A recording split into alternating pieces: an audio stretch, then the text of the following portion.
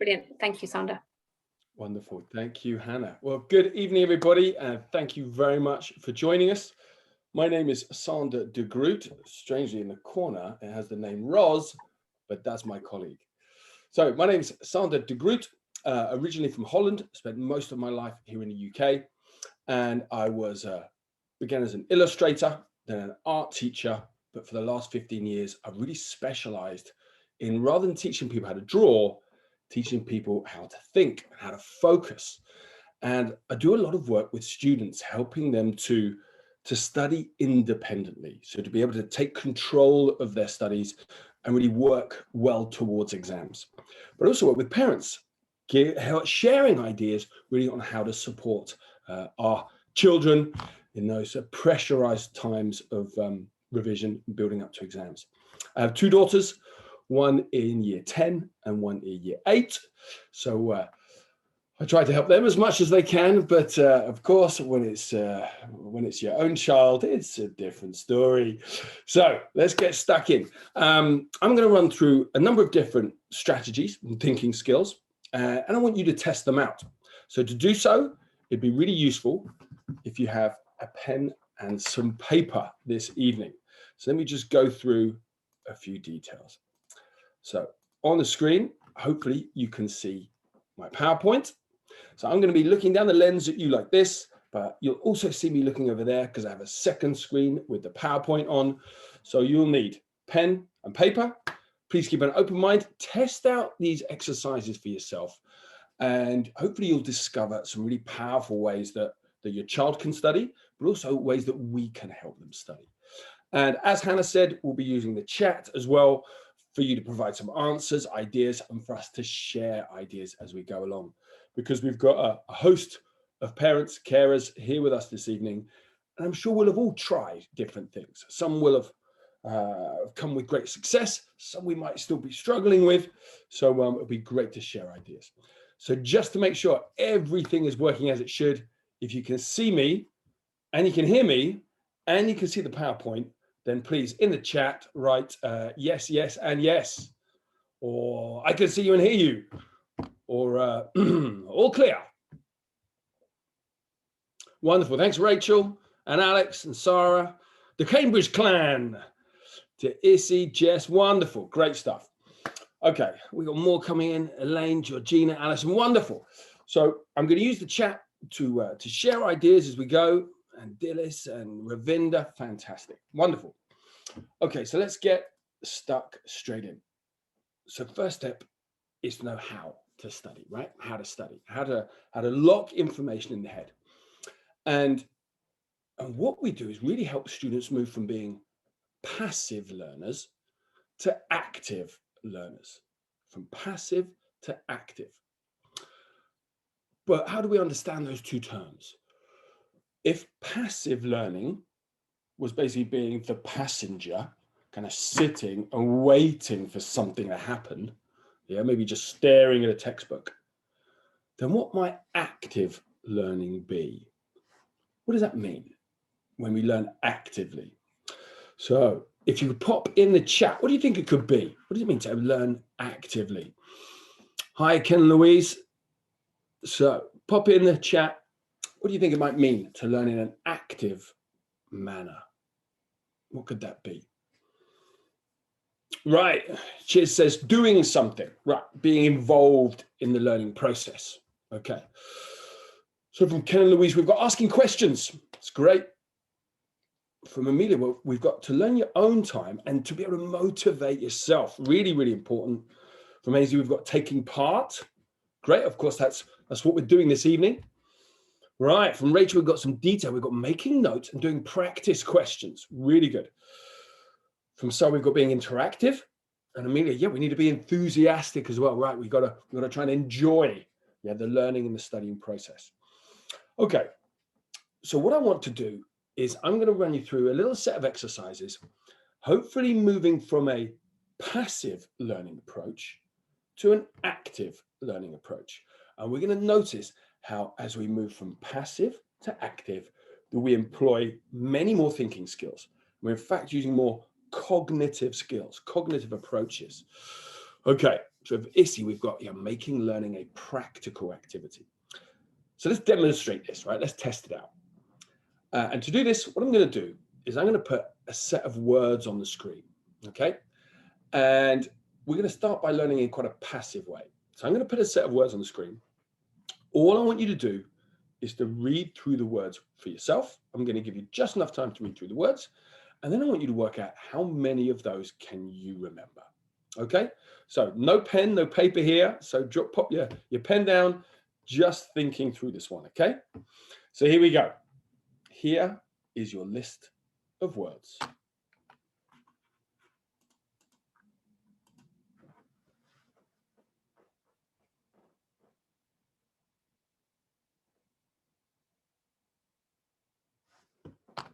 Okay, what I'd like you to do is just to count how many of those can you remember and put a number in the chat. How many can you remember?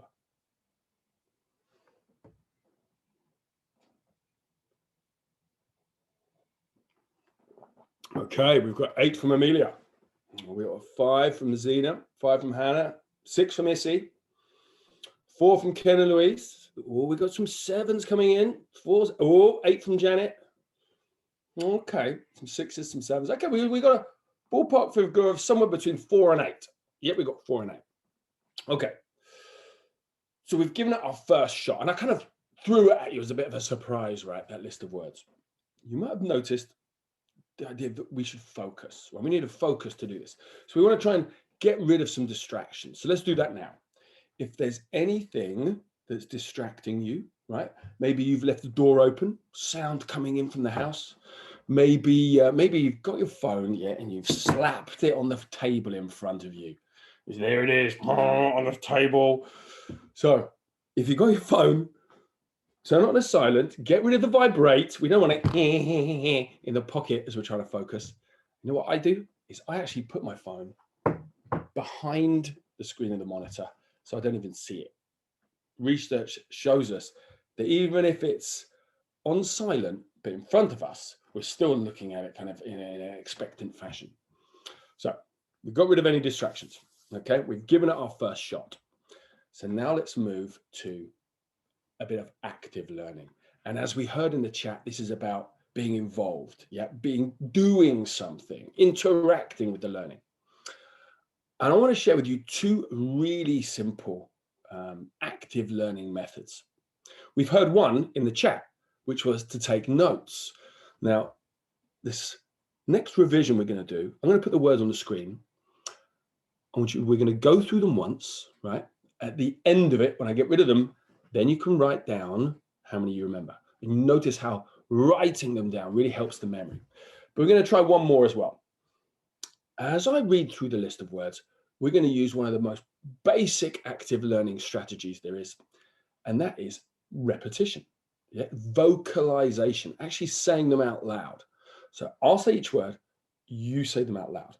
Now, this is a technique that's used, of course, when learning languages, but it's something that I can imagine you've probably used within the last few days without even realizing it.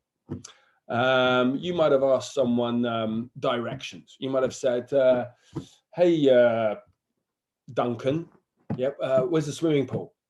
Duncan says, oh, swimming pool, go down the road, turn right at the roundabout, and it's the second left, but it's closed at the moment. What do we say? We say, what was that, Duncan? Was that down the road? Was that at the roundabout? Was that second left? As we repeat the instructions, not only are we checking to see if we're right, but we're actually revising them in our mind. And by saying them out loud, we really hear that voice in our head. Okay, so I'm going to read through. After each one of my words, you're going to say it out loud. You know what? You can even just mouth it. You don't even need to make a noise. Just mouth the word. And then when I finish the list, then you write down how many you can remember. So here we go. A bit of active learning. Cards. Stack. Distracted. Telescope. Home. School. Exam hall. Elephant. Butter. Spaceman. Pants. Goal.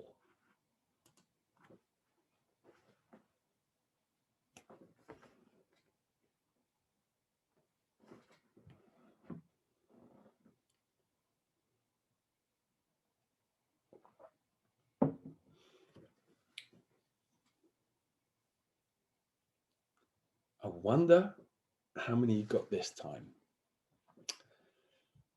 So, into the chat. I wonder how many you got this time. Okay, we got an 8 from Sarah.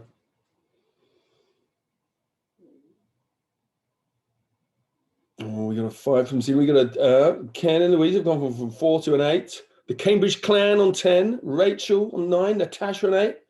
Issy 8. Janet 10. Nice one, Janet. Alison on an 8. Dave on a 7. Sirianne on a 7. Oh, on a 9. On a 7. Yeah. Oh, we got Ash on 11. Ainsley on a 10. Okay, so some good scores. So we've stepped up a level. We've done one revision. Yeah. So we've seen it once. We've seen it a second time. And we've tried a bit of active learning. Now we're going to test out a specific memory technique.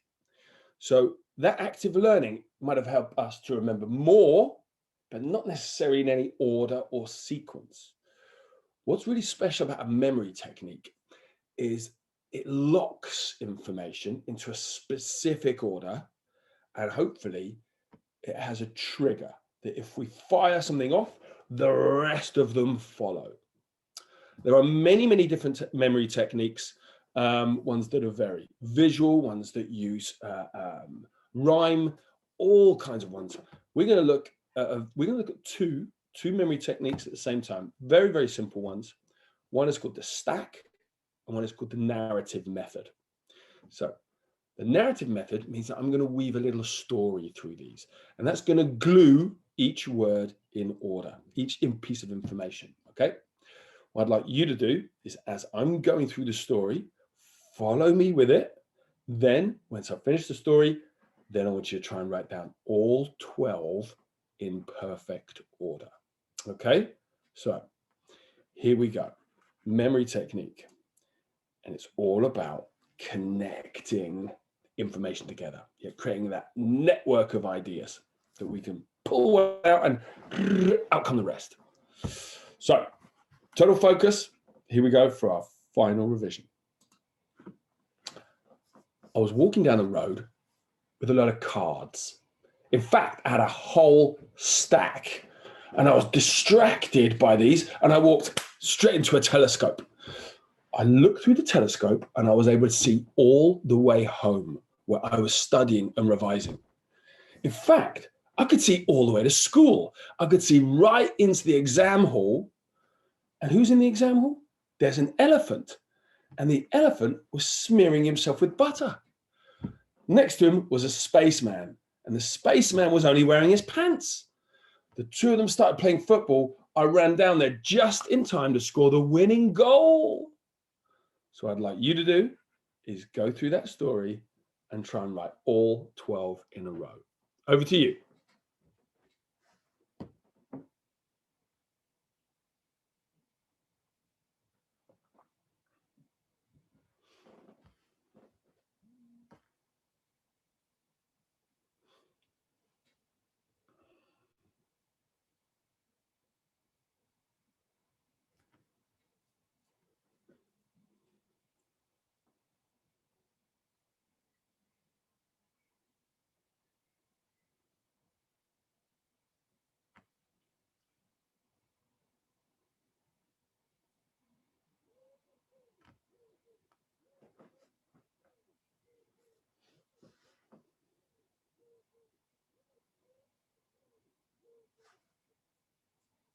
Okay. Amelia's got 11. Janet's got all with 12. Nice one, Janet.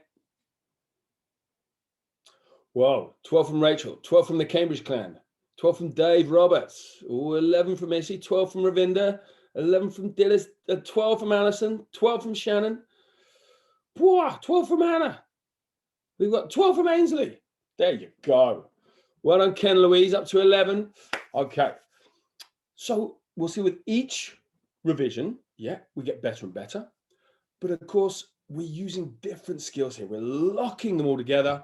Yeah, and we're able, hopefully, as we begin the story, I was walking down the street. Oh, yeah, with the cards. Oh, I had a whole stack, bang. Oh, yeah, there comes the telescope. And so each one kind of falls next to the other, like almost like a set of dominoes. Now, you might be thinking, okay, yeah, fun and games, but we've just memorized a list of 12 random words, right? So how useful is that? Well, let's reveal behind this. Actually, they weren't 12 random words. Those words are what we call trigger words, because each word represents a whole chunk of information or concept. It's called the memory stack, this technique, because stacked behind each of those words is an idea. In fact, if you just remember this list of 12 words, you'll remember everything we do this evening together. Well, let's have a look. Why do I start with the word cards? Well, in a moment, we're going to have a look at how powerful revision cards can be. The stack, that's what we've got here, the memory stack. We don't want to get distracted. We spoke about the phone, putting it away or turning it off, because we want to focus like the telescope. Now, these techniques can be used in home or in school, in fact, right in the exam hall itself. So why an elephant? That's because an elephant never forgets, and nor will you when you use these techniques. The butter, well, I'll smear that in a moment. But what I'd like you to do is to think, how could we use this? How could we use this? Sometimes I have students coming back to me and say, right, you know what? I've got a whole geography case study, right? All this information I need to remember. I can break it down to some key points, link them together, yeah, and then that whole case study is kind of locked. I remember the first thing and bang, out it comes. It could be an essay plan for English or for history or for business. How do you think it could be used? Perhaps you're even thinking, you know what, I could use this for work. Maybe you've got a presentation coming up. Yeah. So how could you use it? Give us an idea in the chat. How could we apply this idea? How could we apply this strategy?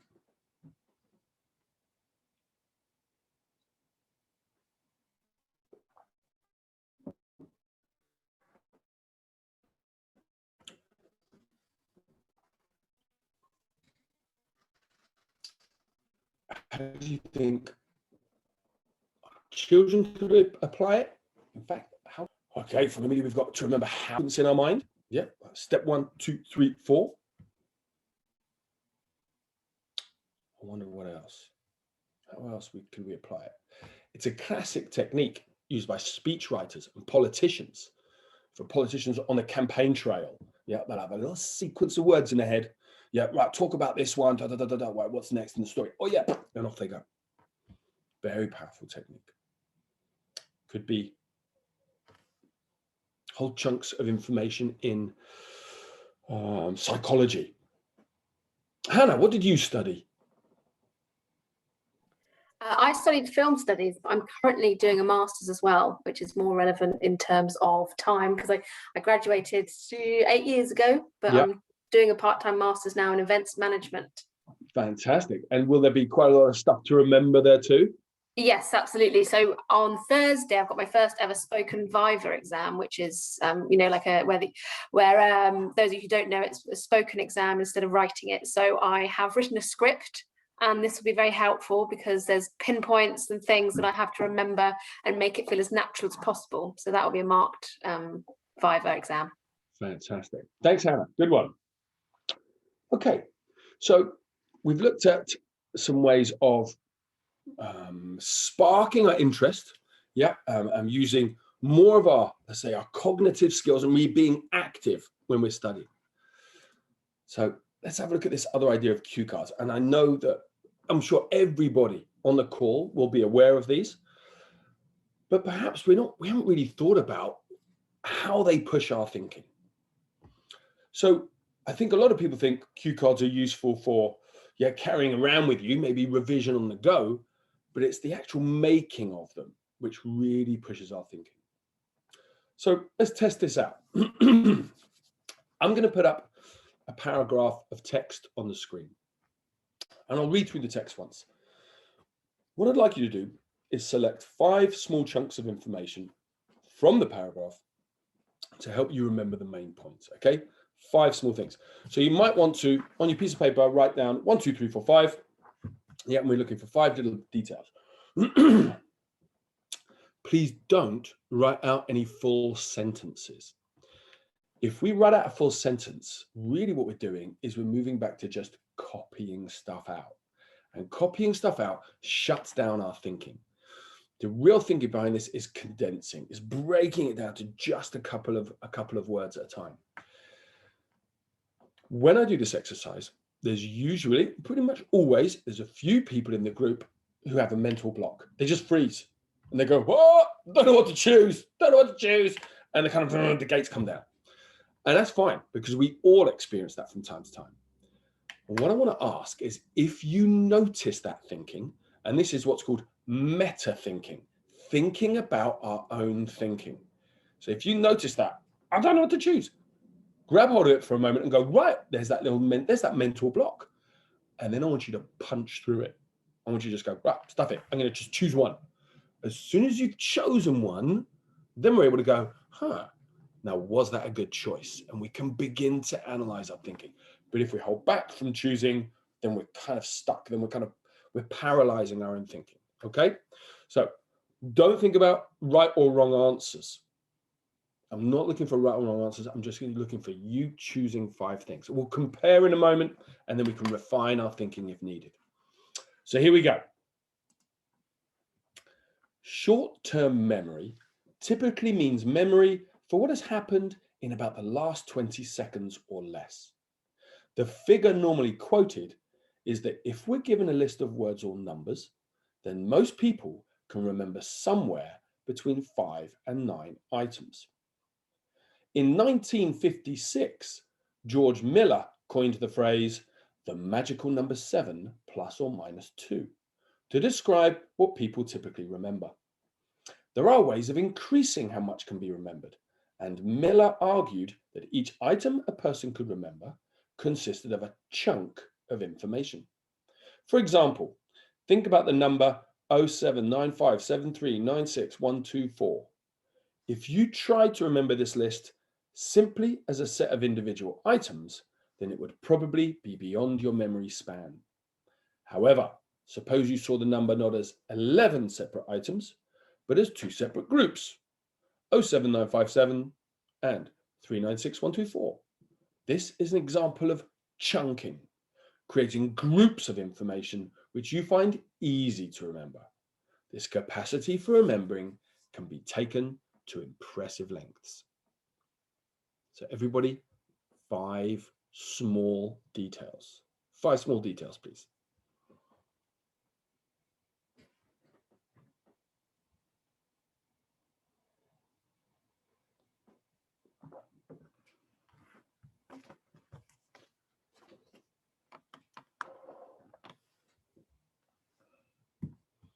And remember, if you've got that little mental block of, I don't know what to choose, then just choose one.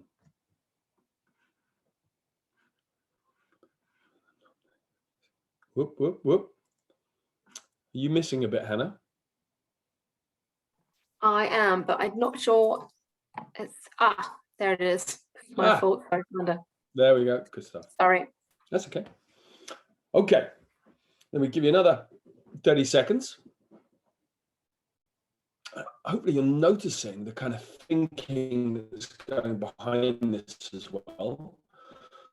But rather than reading on autopilot, you're actually questioning what we read. So I say to all students, when reading a textbook, read with a pen. Okay, so add detail into the chat. Pop in one thing that you chose. What did you choose?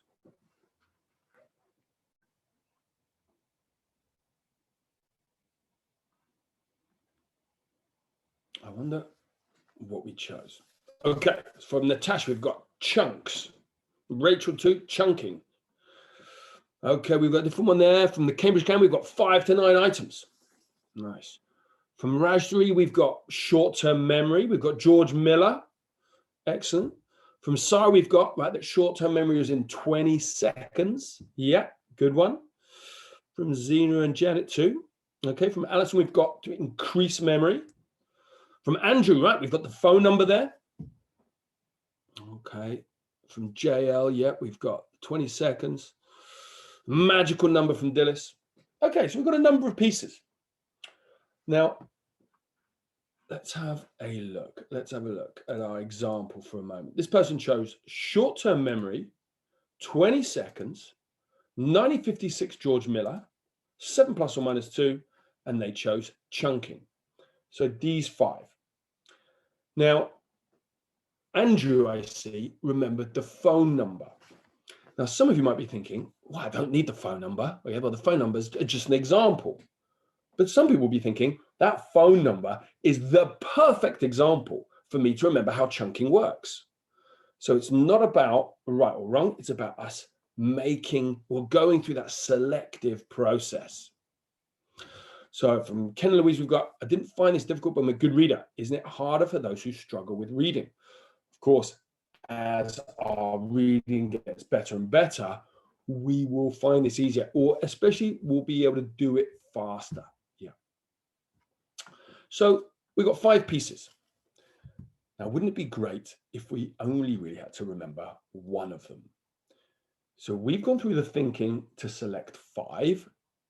What I want you to do is underline or highlight one of them to be the umbrella phrase, yeah, or mental trigger, which will be able to bring the rest with it. So we want to fire one and more come with.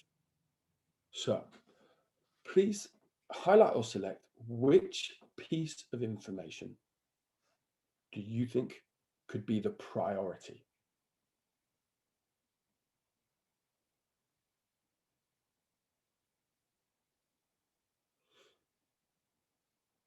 From Ken and Louise, we've got chunking. So if I thought, right, chunking, what is chunking? Oh, that's that idea of splitting things into groups. Who was that guy? Who was that guy? That was that George Miller, 1956. Oh, yeah, he's the short-term memory guy.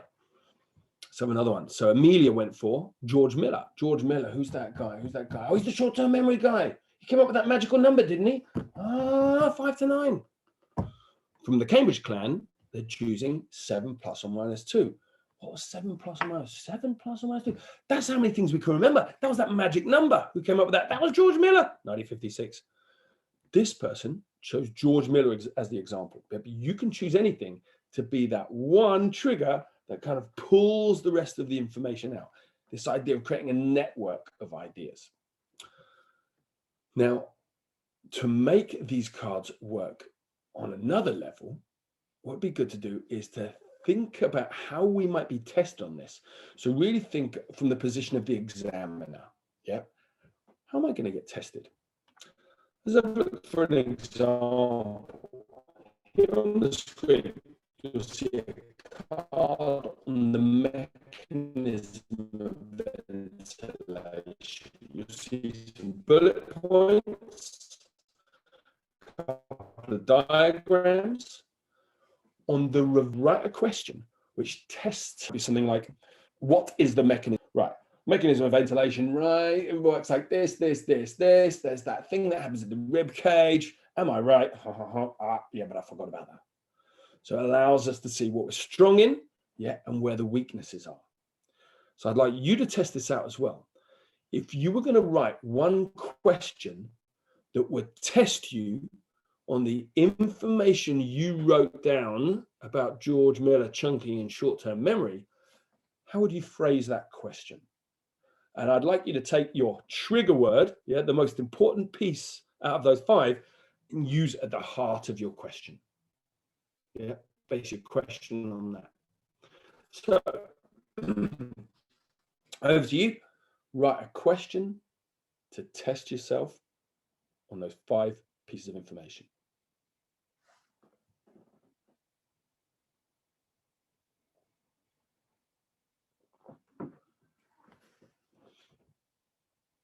Okay, we've got an example from Ken Louise. We've got how does chunking work?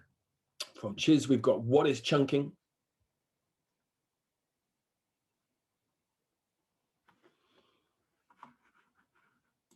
Our example on the screen, what is short-term memory and what theory did George Miller put forward? From Alison, we've got how can chunking help increase information? Help increase the memory, yeah, of information. Good, good. At this point, we can ask ourselves the question, yeah, what am I going to do? I am going to just remove that for a moment. Nice from Amelia. Very detailed question here. In 1956, what did George Miller come up with to help short-term memory loss? Nice.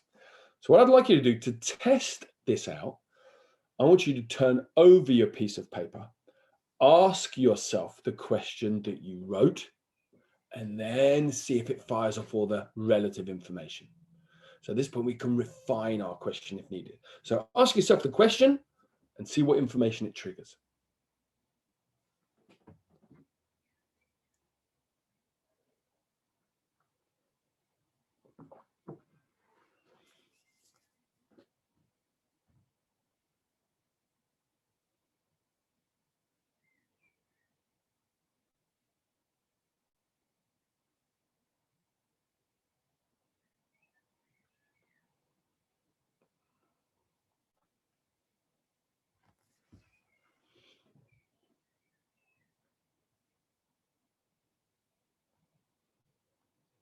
Okay.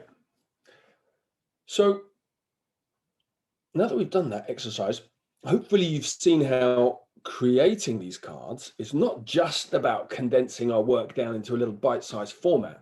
It's really about the different thinking skills that we use to attack the information. Yeah, we're thinking around the information. So what I'd like you to do for a moment is to think, how might you apply this? How might you perhaps encourage your child to test this out? Is this something that you could test out together? Is there a topic perhaps that you could share with each other, or that your child could share with you? Yeah, and you go through this process once together. It's often, I know that with my daughters, that I need to go through it with them. When they were younger, I could basically show them. Now they want to see proof that it works before they apply it.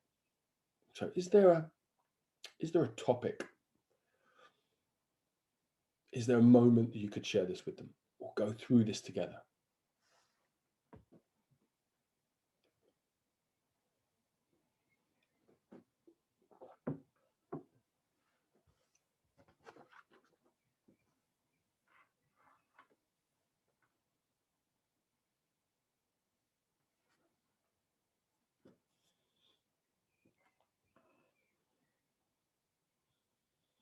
Great stuff from Ken and Louise, right? We could get our children to test us on the information. We could game it, of course, where we both attack the information. Good. I think both my daughters really like you're flexing their knowledge. Yeah, and showing me what they know.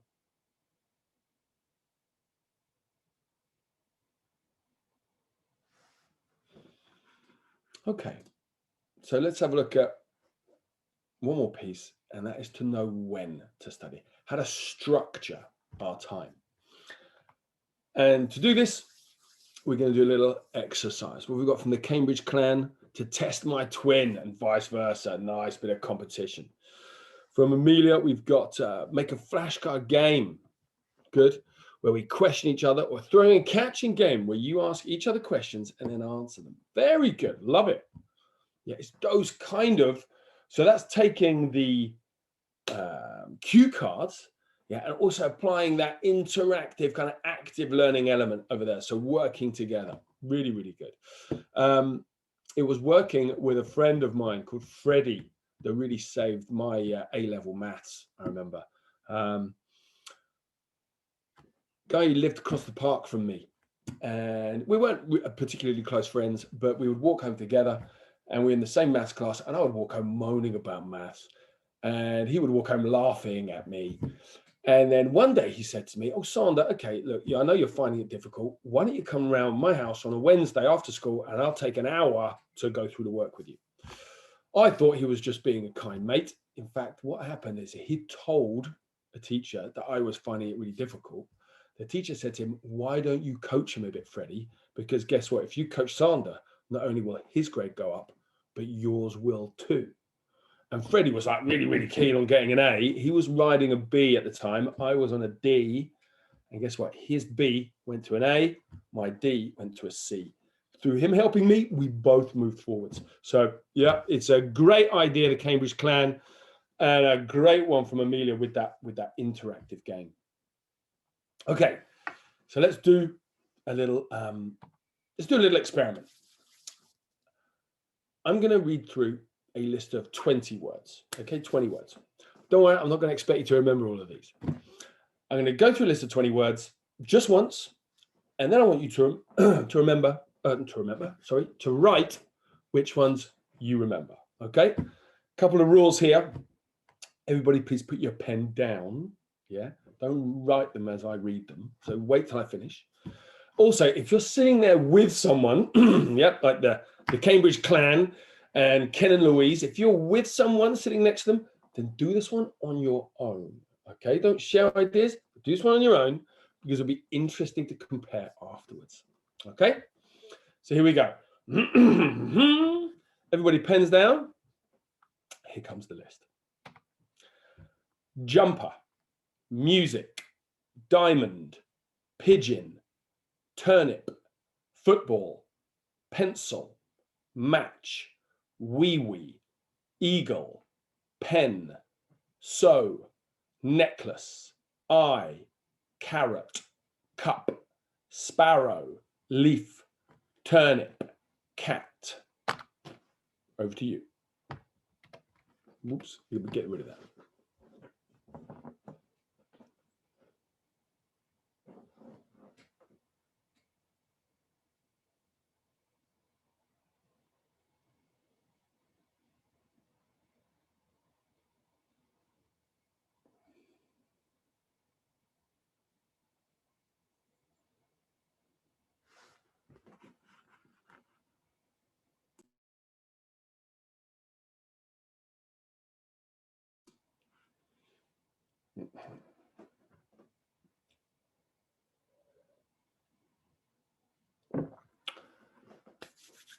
Okay, I am going to attempt to tell you exactly which of those words you just wrote down. Now, before I do this, remind me, in the exam hall, there was an elephant, and the elephant was smearing himself with, pop it in the chat. What was the elephant smearing himself with?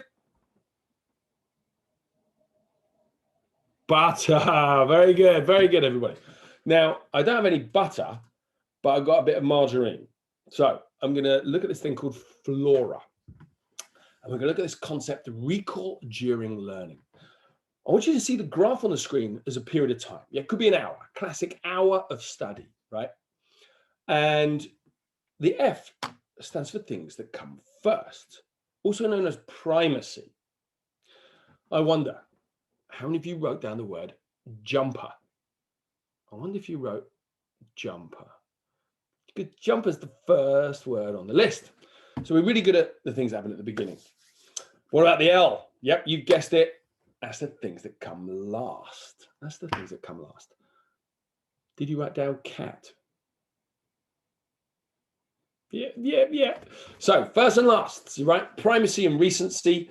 If you work in the customer service industry or had any training in that, you'll have been taught how to give a customer a really good first impression. Yep, leave them with a really good lasting impression. If you're a fan of movies, you will have seen this. Yeah, Hollywood know this. What do they do at the beginning of the film? Big opening sequence to grab your attention. What do they do at the end of the film? Yeah, big explosion, chasing a Ferrari, bit of a punch-up, heartthrob moment, beginning and end. Yeah, they want to sock you at the beginning and at the end. So what about the O? The O is for things that were outstanding, the things that were different. Bit cheeky, but I wonder if you wrote down wee-wee. You ready? I had to write down wee-wee. So you might have wrote down wee-wee because it's, it's a bit silly and it's different from the other stuff, right? So what about the R? The R is for repetition, things that get repeated. Pop in the chat. Was there a word I said twice? Was there a word I said twice? Yay, there we go. Turn it. I wonder who wrote it twice. Yeah. Okay, so we've got lots of turnips going on. The A, the final letter, is for two peaks on our graph. And it's for things that are associated. It's the things that are linked. Things that are linked. So Amelia's already doing that. She thought I said tulip. No, I said I was Dutch. but that's how you get tulip. So I wonder if there are any associated words on the list. Did you have 2 words? Have a look at your list. Have you got 2 words that perfectly go together? What have you got that goes together? It makes a good pairing. Have you got a pair? Football and match from Missy.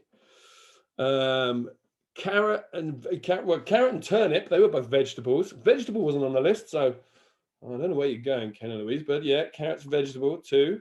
What else have we got? Football and match, carrot and turnip, both vegetables. Yeah. Diamond and necklace, very good from Ainsley. Yeah. Cat and pigeon, nice one. Oh, we got some C's from JL. We got cat, cup, carrot. Yeah, a bit of alliteration there. I wonder if there's any more. There might even be an association that's very specific to you. I and wee wee. Right, there you go. No one's ever come up with that one before, Amelia, but I like your style.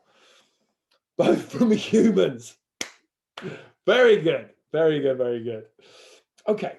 Now, you might be thinking, okay, this is a little weird, right? This flora thing. So how can we use it? How are we going to apply this?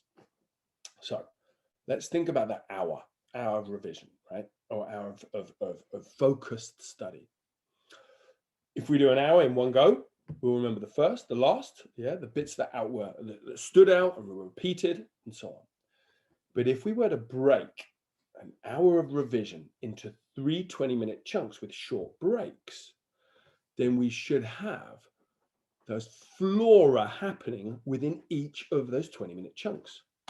So we should have 3 firsts, 3 lasts, 3 bits that stood out. It's common knowledge that around 20 minutes is the limit to quite a lot of our kind of focus and attention if we're doing revision type work. If we're doing creative work, maybe writing an essay, sketching something, reading and researching for history, then we can lose ourselves for hours. The real kind of going over stuff is quite mentally intensive.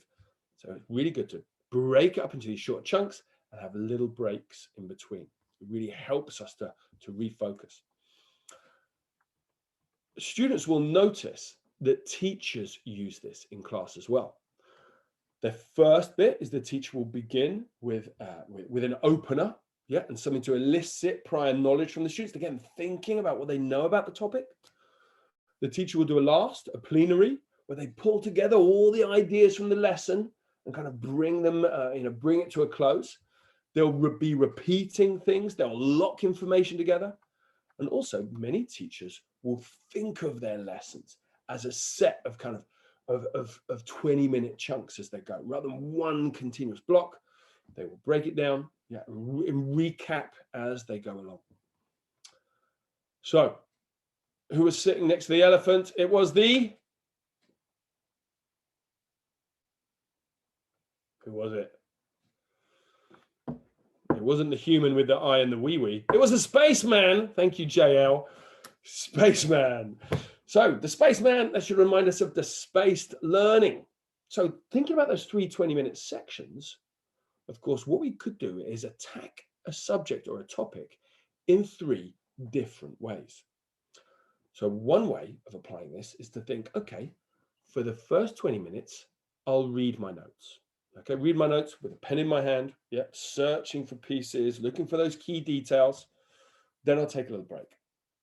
Then I'll come back, take my notes, and then transform them. This is where we personalize the information. It's where we filter it through our own thinking. This is where we might make a revision card. We might map out the information. We might write down a set of quotes, on the wall. We might do that game that Amelia spoke about. Then we take a break, and then we test our recall. We test, did the revision actually work? And once again, we'll see whether the strengths and the weaknesses are. We might see the gaps in our knowledge. So, I'll leave it on that one for a moment, just if you want to sketch down that little model, because I think it's such a powerful little model. And of course, we could apply it in different ways for different subjects. Let's say you're studying maths. Now, we won't spend 20 minutes reading through maths. We might spend 5, maybe 10, reading through how the problem works. Okay, yeah, right, it works like that. And then we might transform. We think, right, that's the sequence I need to go through. And we might map out that sequence. We might even take the problem and show, right, step 1, I do this. Step 2, I do that. Step 3, I do this. And then we'll practice it. We'll practice going over those questions again and again. We heard in the chat this idea of practice papers. Yeah, in maths, we want to go over and over them. And if we don't get something in maths, a great idea is to go back to a more simple version of the problem. So we go back to the beginning of the topic and rebuild it. There might be some gap in our knowledge along the way. Okay, so let me leave you for a moment to think, how might I apply this? Or to reflect, how do I currently do this? Or how do my children currently study? Do they sit for hours at a time? I know that with my 15-year-old daughter, I have to remind her to take breaks, because she'll think, oh, I'll lie on my bed staring at my phone for an hour, and then I'm going to sit there for an hour at my desk. And it doesn't work that way. I can tell that after about half an hour, you can see her lagging a bit, and she's starting to kind of zone out.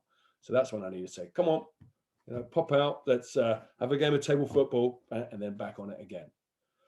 So let me leave you for a moment, and you can have a reflect on how you might use this and how your children might use this. So I'll leave you for a moment to have a think.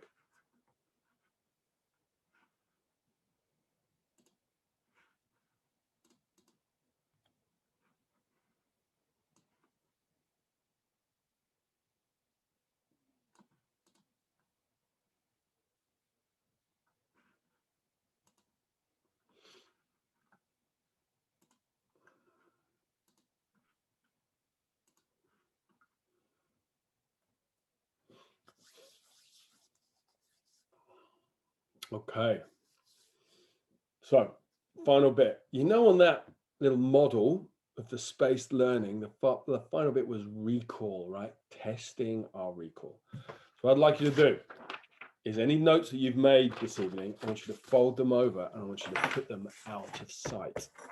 Okay, notes out of sight. Here we go, and it's going to be in the chat space. So we'll do our little recall. Nice one, Ken Louise. Great stuff. Okay, so here we go.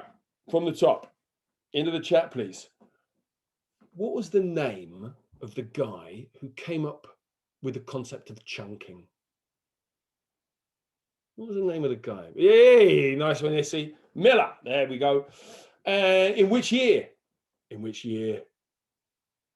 Boom, 1956 or 1957. So 1956. Well done, well done. Let's go for another one. Let's go for, how long did he say short memory lasted? Short-term memory. How long did that last? 20 seconds. Nice. Let's go for, what's the magic number? What was the magic number?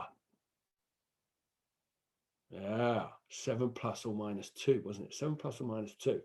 Okay, so if Miller said we remembered 7 plus or minus 2 items in that short-term memory, I want you to go back to the list of words that you wrote from the 20 words experiment.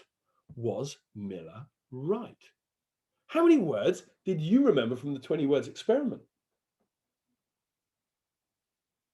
I wonder if it's in that range. We've got a couple of 6s. Oh, Ainsley, there we go with 10.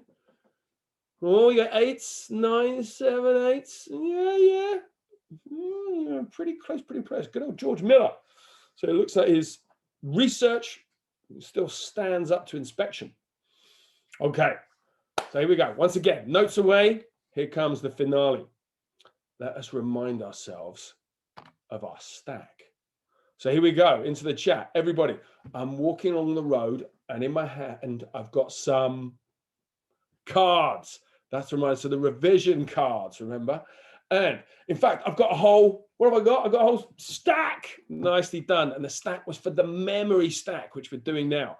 Now, I've got the stack of cards, right? And I'm not so totally telescope. I'm totally distracted, right? I've got to put the phone away, manage these distractions. And I'm so distracted that I walk into the telescope. Fantastic.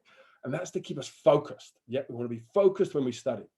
So I looked through the telescope. I could see all the way home. Nicely done. I can see right into school. Fantastic. In fact, I can see right into the exam hall. Nicely done, Rachel. Nicely done. Okay. And in the exam, who's sitting there? Who's in the exam hall? It's the elephant.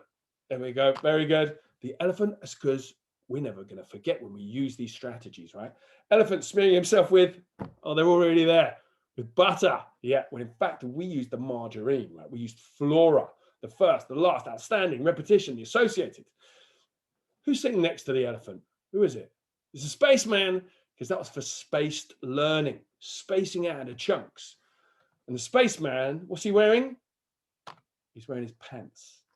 Right, you might be asking, why is he wearing his pants? Well, he's wearing Y fronts because we should all also be thinking, why am I doing this study? So it's really good to hold in mind, what are my goals? What are my goals? Where are my exams leading me? Yeah, I'm doing this for a reason. A goal, say Cambridge Clown. I think they've been watching Football Italia. Okay, so a number of different ideas, right? A number of different ideas this evening. What I'd like you to do is share with us in the chat one thing from this evening that you thought, right, I can use that straight away. That I can really use. So is there something that really stuck out for you?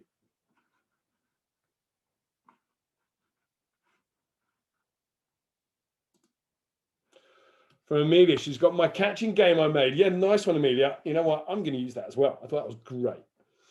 Storytelling from Ainsley, great. The storyline, the repetition. Space learning from Sarah, great. We've got the splitting an hour into 3 20-minute sessions. I think it's such a powerful one, especially with the motivation. If you're thinking, oh, revision, don't want to do any, it's always hours. You think, you know what? I'll break that, perhaps that freeze of not wanting to do anything by, I'll do 20 minutes, right? I'll do 20 minutes. How bad could it be? Good. So we've got the 20-minute blocks. We've got the chunking. Great stuff. Great stuff. So I want to say it's been an absolute pleasure working with you all this evening. If you've got any specific questions, yeah, feel free to throw them in the chat. In some areas, I'm an expert. In some areas, I'm not. So I will hope to answer them. Great stuff. Interactive approach. Well, from Ken and Louise. Wonderful, wonderful. Okay. So I'm going to hand you back to Hannah now, and she'll talk about a little bit of feedback, but I'll keep my eye on the chat and I'll respond to some of your questions. So thank you all very much. Back to Hannah in the studio. Brilliant. Thank you very much, Sandra. That was great. And obviously we've worked together in a physical sense, in terms of we've seen you do this in sessions and things. And I can just say to everyone who's attended tonight that it's just as valuable doing it virtually. It's really a really good session. And thank you, because it's reminded me how to do my revision now that I'm back in education, and fingers crossed my Viva on Thursday will go well. And it seems like you've had great interactions. So I really appreciate everybody jumping in there and chatting away, and Sandra's such a good person to sort of bring into the room as well. So do please, if you have any questions, let us know. As always, you're very welcome to send me an email, and we can answer those questions later on. Just watching the chat come through, and it looks really great. Thank you everyone for rooting for me. That's really kind. But one big thank you to all of you for spending your evenings with us over these 5 sessions. I really hope they've been useful, and we wish the best of luck to your young person, your child at home, through whatever exams or anything educational that they're going through. And we hope that these sessions have helped you in sort of supporting them through these sessions as well. So we really appreciate your support through these sessions as well. So do keep an eye out for space, for anything related to Study Higher. Keep an eye out for space if we are able, depending on funding, to continue next year. And it's been an honour to have you on our programme with us. And as always, our emails are open for any questions that you might have. So thank you very much, and I hope you can enjoy the rest of your evening.